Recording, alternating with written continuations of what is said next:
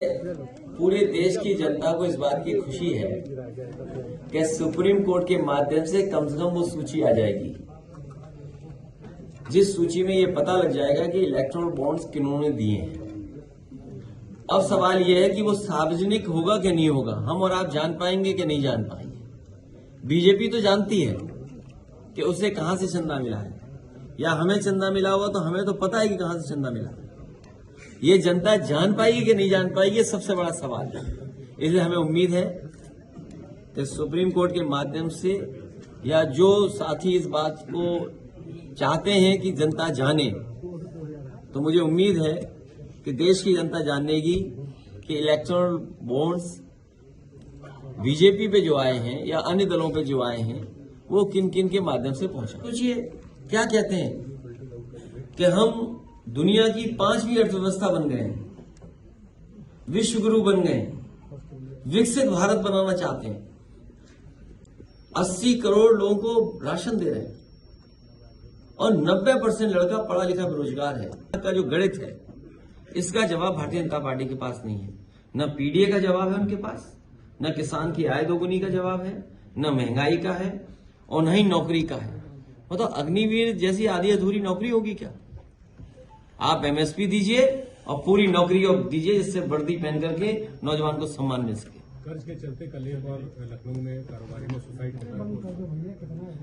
एक नहीं, अगर हम एनसीआरबी के आंकड़े देखेंगे तो 1 लाख किसान ने आत्महत्या की है।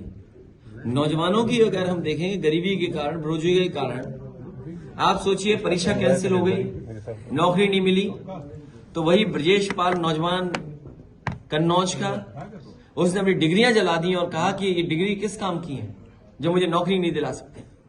वहीं फरीदाबाद में एक बेटी वर्षा, परीक्षा कैंसिल हो गई, उसकी वजह से आत्महत्या कर ली।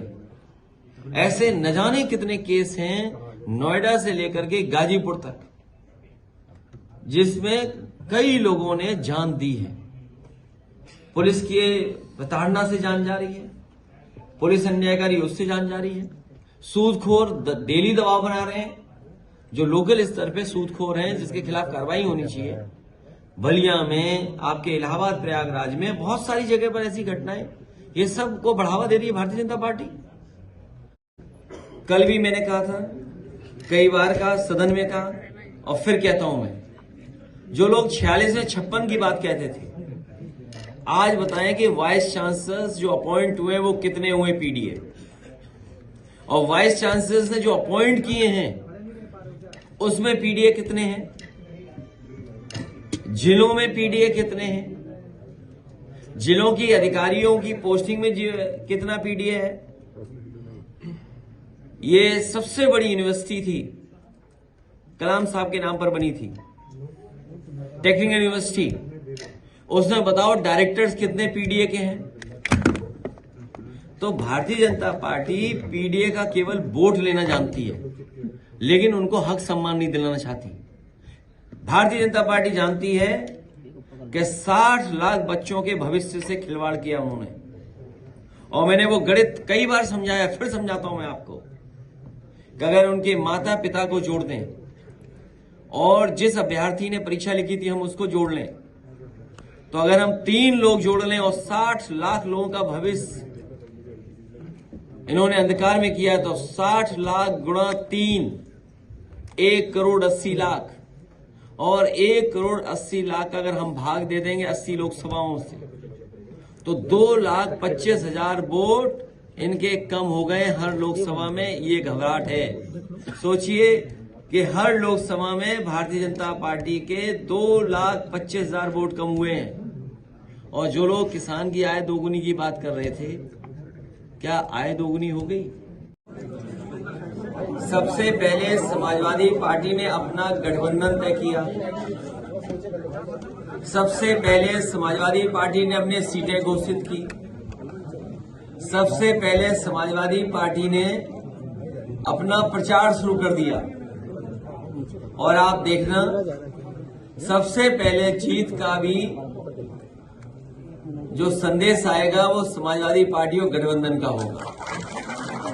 तो सबसे पहले गठबंधन किया, सबसे पहले सीटों का बंटवारा किया, सबसे पहले पार्टी कैंपेन सॉन्ग रिलीज किया, तो आप पहली सूचना भी समाजवादी पार्टी और गठबंधन की सीट की जीत का आपको सुनने को मिलेगा।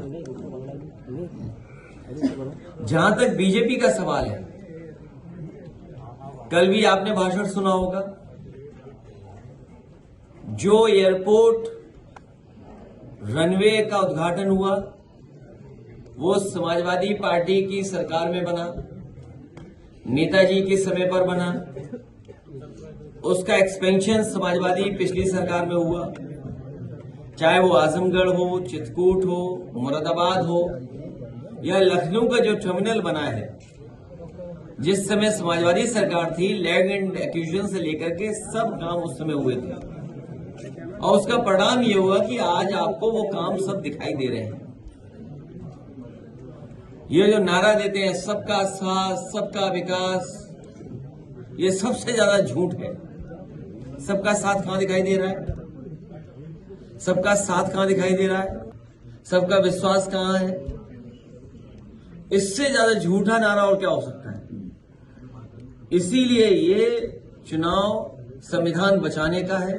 बाबा साहब भीमराव अम्बेडकर जी का संविधान दिया, उसको बचाने का है। लोकतंत्र बचाने का है।